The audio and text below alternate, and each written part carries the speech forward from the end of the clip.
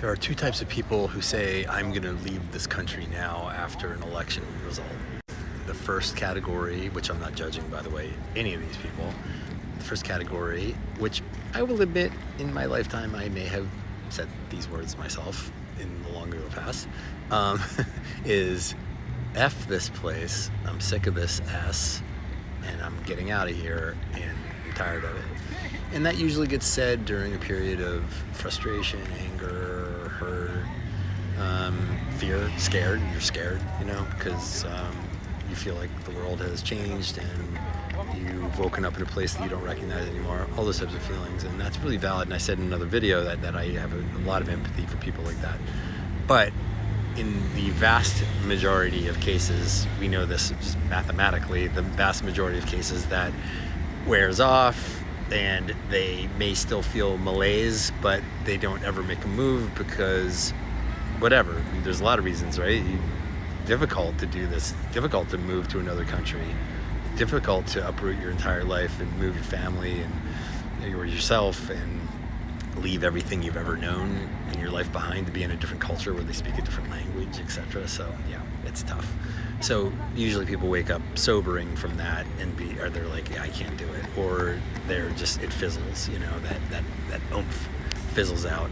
And part of that can be just being put back to sleep from the soma that we're given in society in the US of like, make money, we have our 2.3 cars and our 2.3 kids and our job and whatever, we get enough to just keep us like happy and hanging on, but maybe not really getting true joy or feeling like we're truly at home, like I'm with my country. I honestly though don't even know how many people actually feel like that in the world, in any country, where they're like, I am fully represented by my country. Like I feel one with my country. Like my country represents all of my own personal ideals, and I dig every part of it. I mean, like if you are like that, please comment, because I would love to just hear that. I feel like nobody I've ever met in any country, France where I am now, or the US, has said that. Everybody seems to have gripes, especially in France. They got a lot of gripes about a lot of things that they're not afraid to tell you.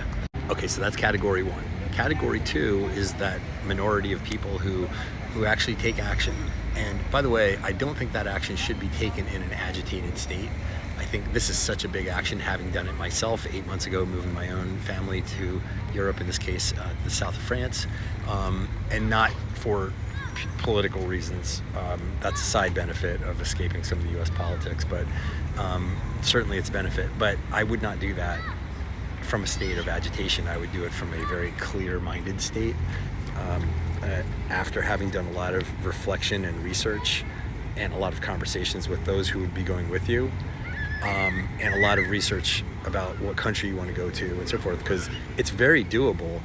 But the truth is that when people imagine it, they're only imagining, like, it's basically like you're in a relationship and you're just imagining the breakup, but you really can't imagine the next relationship because it's not there. You don't know the next person or what that's going to be like. You might have qualities you're looking for, like, I know I want that person to be kind, and I want that person to be gentle, and I want that person to be adventurous, and I want that person to listen to me, right? All those things in a relationship. You know what it's going to look like, or you know what you're not going to accept less than, but you don't know exactly what it's going to be. And that means you're going to have to start dating. You have to go through that research phase. And with the country, there's a lot there. You got to think about things like, if you're serious, you got to research, what is the quality of life like there? What cities would I want to live in? You need to probably go travel there and research it directly, and not on a pleasure vacation, but on like a real roll up your sleeves research trip. I won't even call it a vacation, where you hit as many places as possible.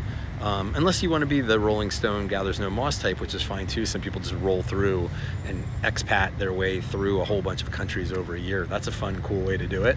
If you're down for that, especially if you're single or you're kidless, that's very doable, depending on your means and so forth. But at almost all economic levels, there's ability to go somewhere to do something, even if it was like you're at the lowest economic rung in the United States and you go over the border to Mexico and go over there and hang out somewhere in Mexico. I mean, that's like doable for a lot of people. So there's always a rung of this, regardless of what you want to do.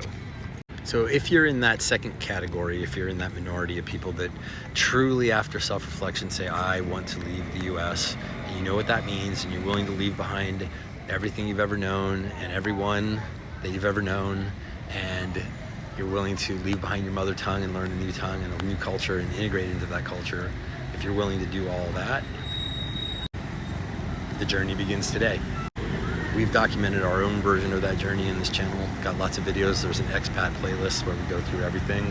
The questioning, the struggles, the choices, the moving, the selling everything we own almost. Saying goodbye to people, coming back and coming back again. All of it. So it's all on there if you want to follow for what it's worth, or you can at least see one family's journey in doing that. But know for now that though I'm very happy here and my family is happy, it's not without its downsides. It's not perfect. Perfection does not exist on earth. There is no paradise here on earth, but you certainly can make improvements, and that's all personal and relative to what you're looking for in this new country relationship. But if you're someone who is in that state, I truly wish you peace, and I wish you success in your research and trying to find a better situation for you. And just remember that leaving for a new country doesn't mean you have to hate, or that you do hate your old country. Sometimes it's just not working out for us.